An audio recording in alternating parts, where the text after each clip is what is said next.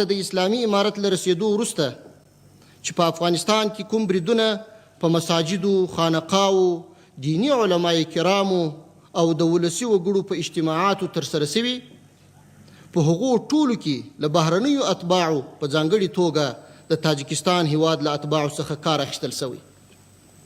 لسګونه تاجکستاني اتباع زموږ د امنیتي ځواکونو د عملیاتو په پایله کې وژل شوي او لسګونه نور یې ژوندي نیول شوي.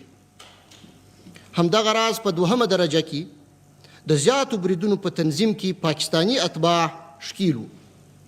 له شلو زیات پاکستاني وګړي زموږ د امنیتي ځواکونو په عملیاتو کې وژل شوي او سلګونه نور یې ژوندي نیول شوي دي.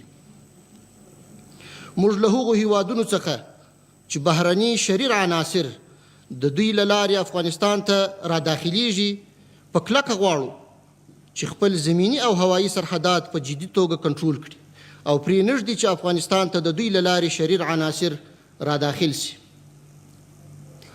د شر او فساد په اړه باید دومره ووایم چې د هغوی حضور یوازې په مجازي نړۍ کې دی او په افغانستان کې هیڅ د پښې ایښودلو ځای نه لري. دوی نشي کولای چې افغانان یو ځل بیا تیر باسي. دوی باید د عمومي عفوې له ستر فرصت څخه او پرې نږدې چې نور هیوادونه یې د نیابتي او اجرو جنګیالیو په توګه وکاروي.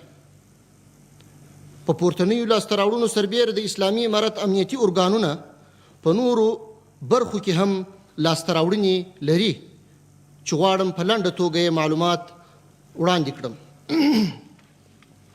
د اختطافچیانو یا سړي تښتونکو هغه ټولې شبکې ماتې شوي چې د اشغال او فساد په دوره کې رامنځته شوي وي او زورواکانو د ملي سوداګرو او شتمنو افغانانو د لوټلو لپاره کارولې.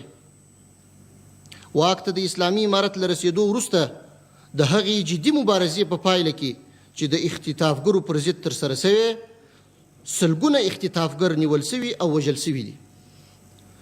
د دوی له ناولو منګولو له 200 څخه زیات افغان